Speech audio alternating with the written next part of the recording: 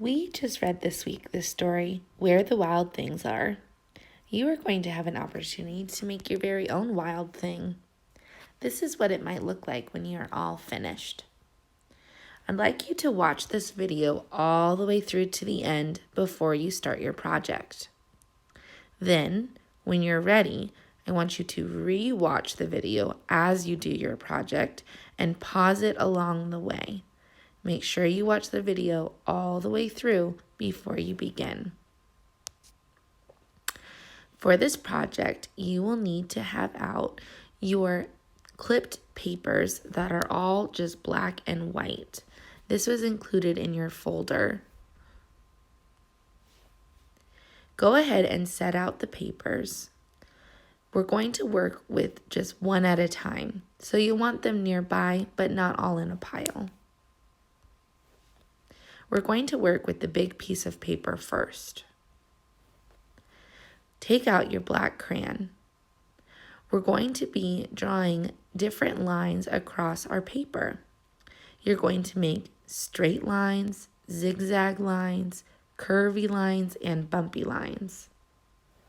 You can make any lines you choose and as many as you choose, but you need to make sure that they are going across the page. You can make some lines skinny and some lines fat, some lines dark and some lines light. This is going to be the base of our wild thing, so it's okay if your lines look a little wild too. Once you are all finished with your lines going across the page, you're going to need to decide how you'd like to color your wild thing. In the picture I showed you at first, I used all of the colors of the rainbow, like this. But maybe instead you'd like to do just warm colors like red, orange, and yellow.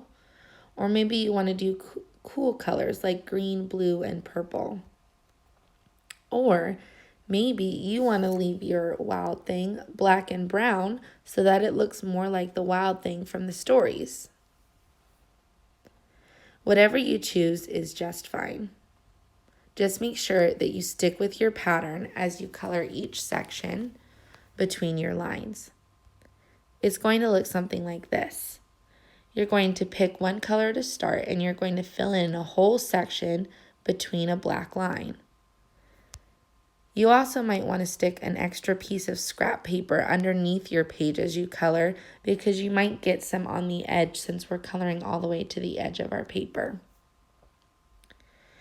When you're all finished coloring, it should look something like this. I chose green, blue, purple, and black for my colors. I want you to notice how I used my crayon really lightly. I did this so that it was easier and faster to color. Don't press hard down when you're coloring. Now we're going to need to decide the shape that we'd like the body of our wild thing. In my already finished example, I just made an oval out of my page for my wild thing. I'm going to try something different today. Flip your paper over that's completely colored in.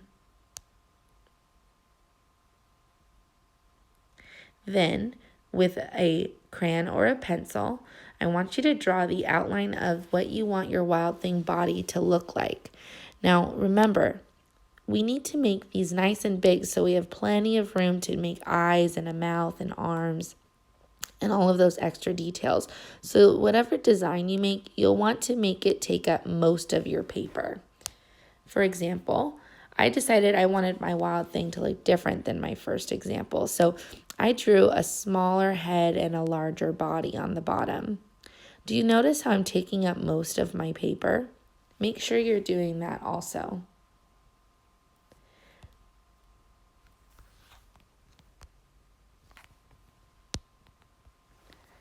When you've decided your design, I'd like you to then cut out your design. Then you can flip your paper back over, move the scraps off to the side, and take out the white strip of paper. We're going to use this paper to make our eyes. Now, because this is a wild thing, it can have as many eyes as you want it to have. The head that I made on my wild thing is a little small though, so I can't go super crazy with my eyeballs. Take your black crayon and draw circles on the white strip. You'll want these circles to be as large as you can get them, taking up the majority of the width of your strip. Then cut out the circles. When you're finished cutting out, you'll want to flip them over so that they are on the clean side. On the back side of these circles, I have my marks from my crayon. So make sure that you flip them over so they're on the clean side that will face up on your project. Then you're going to want to take out your black strip. We're going to use the black strip to make the pupils for the center of our eyes. To do this, cut as many squares as you have made white eyeballs. Then you're going to want to cut the corner off of each square to make the pupil for the eyeball. We've done this a lot in class, so you should be familiar with this step. Glue all of the pupils down to the eyeballs, and then glue the eyeballs down to your Wild Thing monster. Make sure that you're gluing it with the clean side facing up.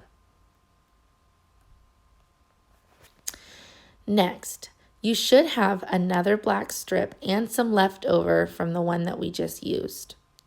You're going to use these to make as many arms and legs as you'd like. You're going to cut the strip into the number of arms and legs that you would like to have.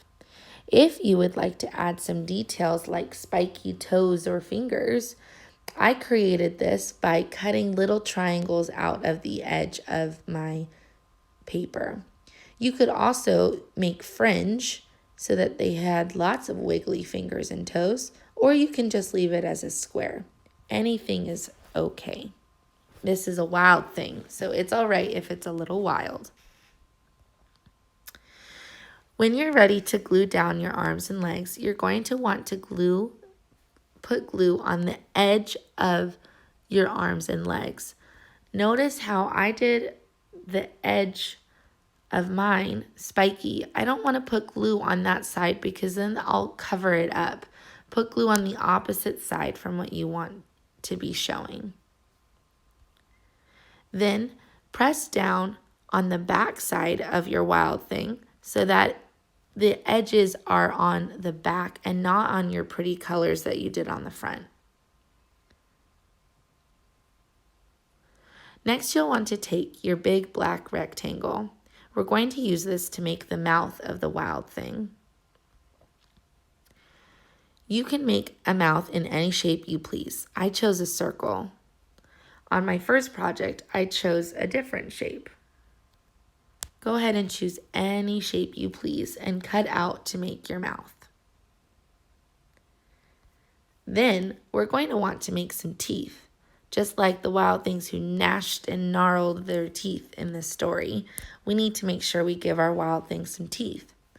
To do this, take your white rectangle and cut triangles out of it. You can use as many teeth as you want. If it's easier for you to draw the triangles first and then cut them out, please do that. Then glue them down onto your mouth, as many as you'd like to have. Take that same white paper, and if you'd like to add a horn onto your wild thing, go ahead and draw the shape of the horn. The easiest thing is to draw another triangle, but if you'd like to draw a wavy horn, then draw out that shape as well. Remember, it's okay if it's a little wild. This is a wild thing. I chose to give my wild thing this time 2 horns. On my first project, I gave it only 1 horn. You can choose to not have any horns if you don't want to. When you're all done with this step, you've completed your wild thing. Congratulations. I hope you love it so much that you'll eat it all up, just like in this story.